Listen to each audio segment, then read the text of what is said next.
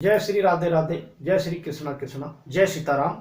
बंधुओं, मैं चरणदास स्वामी मेरठ से उत्तर प्रदेश से हूँ और आपको पता ही है, अपने समाज में स्वाभिमान जगाने की भावना लेकर मैं आपके बीच आया हूँ और इस समाज को ये बताना चाहता हूँ कि हम कोई छोटे व्यक्ति नहीं हैं। हमें उपनाम लगाने की, अन्य बड़ी जातियों को समझने की जरूरत नहीं है। हम बहुत ऊंचे हैं। तो इसी इतिहास को बताने की कड़ी में मैं एपिसोड नंबर 4 यानी कि जो कविता मैं सुना रहा हूँ, जो अंधियारों में डूब रहे मैं उनको दिया दिखाता हूँ, इसी कविता का अंतरा नंबर 4 यानी एपिसोड नंबर 4 मैं आपको प्रस्तुत कर रहा हूँ। मित्रों, एक सवाल उठता है कि बैरागी तो शादी ही नहीं करते। ये बहुत बड़ा प्रश्न है। पूछते हैं, बैरागी तो शादी ही नहीं करते, फिर तुम उनकी संतान कहां से हुए, कहां से आ गए तुम लोग? तब जवाब देना जरूरी है, विचारणीय प्रश्न है। तब मैं आपको बताता हूं कि इसका क्या जवाब है।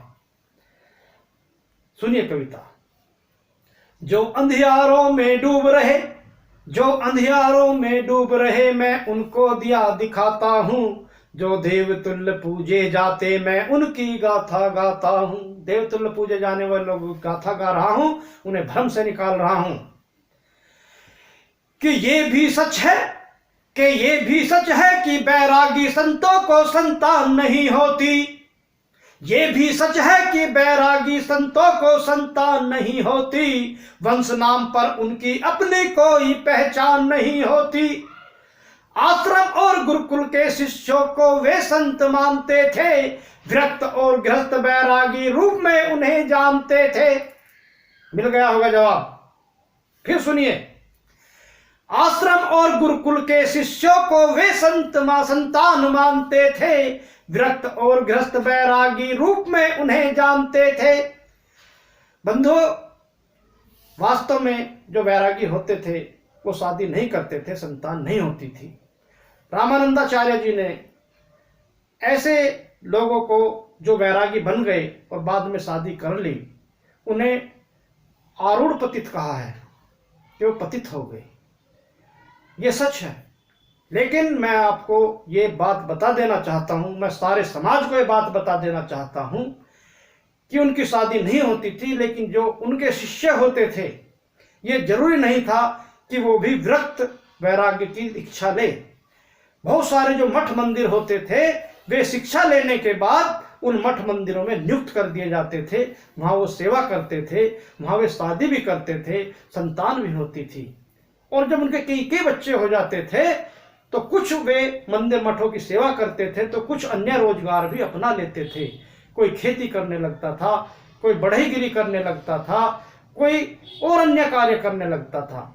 तब वे लोग भी बैरागी ही कहलाते थे। हम उन्हीं की संतान हैं। ये बिल्कुल सच है। तो फिर सुनिए कि ये भी सच है कि बैरागी संतों को संतान नहीं होती। वंश नाम पर उनकी अपनी कोई पहचान नहीं होती। आश्रम और गुरुकुल के शिष्यों को वे संतान मानते थे। विरक्त और गृहस्थ बैरागी रूप में उन्हें जानते थे। उनसे शिक्षा लेकर विरक्त दीक्षा लेना नहीं जरूरी था। धर्म प्रचार की खातिर यायावर होना नहीं मजबूरी था। यायावर, घुमक्कड़, के धर्म प्रचार के लिए तुम भी घुमक्कड़ बनिए, घर मत बसाइए, संतान नहीं होनी चाहिए, ऐसा कोई जरूरी नहीं था। तो जो लोग कहते हैं उनके प्रश्न का यही उत्तर है। और लोग कहते तुम्हारे गोत्र कैसे बदले, कैसे? तो हम उन संतों को जो द्वाराचार्य हैं, हम उन्हीं के नाम को हम गोत्र बनाते चले गए। बस हमारे गोत्र वही हो गए। कहीं कहीं ऐसा भी है कुछ राज्यों में जहां उन्होंने अपने गोत्र नहीं छोड़े।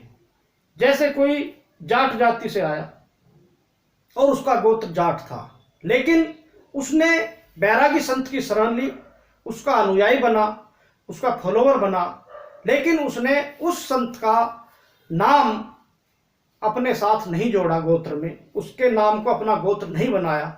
तो वे लोग फिर अपने उसी पुराने गोत्र को बताते हैं लेकिन वो बैरागी बन गए थे और बैरागी हैं। ये कई राज्यों में ऐसी भी बात सुनने को आती है कि ये लोग तो बैरागी नहीं है। तब इस भ्रम से भी दूर निकलना हमें होगा, ये भी बताना होगा कि विरक्त और गृहस्थ बैरागी रूप में उन्हें जानते थे। आश्रम और गुरुकुल के शिष्यों को वे संतान मानते थे। उनसे शिक्षा लेकर विरक्त दीक्षा लेना नहीं जरूरी था। धर्म प्रचार की खातिर यायावर होना नहीं मजबूरी था। उनसे शिक्षा लेकर कुछ विरक्त बैरागी बन जाते थे। कुछ समाज में रहकर ही अपना परिवार बसाते थे। कुछ समाज में रहकर ही अपना परिवार बसाते थे। मैं वैष्णव संग्रस्त बैरागी भी कहलाता हूँ। जो अंधियारों में डूब रहे मैं उनको दिया दिखाता हूँ। जो देवतुल्य पूजे जाते मैं उनकी गाथा गाता हूँ। जो देवतुल्य पूजे जाते मैं उनकी गाथा गाता हूँ। तो बंधुओं, एक बहुत बड़े प्रश्न का उत्तर इस कविता के अंतरे में आपको मिला होगा। ये बिल्कुल सही है कि बैरागियों को संतान नहीं होती थी, लेकिन जो उनके फॉलोअर्स होते थे वो गृहस्थ होते थे, काम करते थे। जो उनके शिष्य होते थे वो परिवार बसाते थे, मठ मंदिरों में सेवा भी करते थे। और मैंने वो बात भी बता दी कि कुछ लोगों के जो 52 गोत्रों की हमारी गोत्रावली है, उनमें 2 और भी हैं, निरंजनी और हरिवासी भी हैं। उन गोत्रों में वो लिस्ट में उनके गोत्र नहीं मिलते, तो प्रश्न ये करते हैं लोग कि इनके तो गोत्र इस 52 गोत्रों की सूची में है ही नहीं, ये बैरागी है ही नहीं। जबकि ये गलत है, वो भी बैरागी हैं। बस उन्होंने अपने गुरुओं के गोत्र के नाम को गोत्र नहीं बनाया, बस ये कमी रही, बाकी वो भी बैरागी है। इसी के साथ मैं फिर आपसे निवेदन करता हूं कि अपने इतिहास को जानिए, सबको बताइए और सब में स्वाभिमान की भावना जागृत करिए। सब वैष्णव बंधुओं को एक मंच पर लाइए और राजनीतिक ताकत बनाइए, ताकि हमारी इस पीढ़ी का, हमारे बच्चों का, हमारा उद्धार हो सके और हम जो है बिल्कुल वैसी स्थिति प्राप्त कर ले जैसी अन्य जातियों की है। इसी के साथ फिर आपसे निवेदन कि इस चैनल को सब्सक्राइब करें, शेयर करें, इस वीडियो को लाइक करें। जय श्री राधे राधे, जय श्री कृष्णा कृष्णा, जय सीताराम।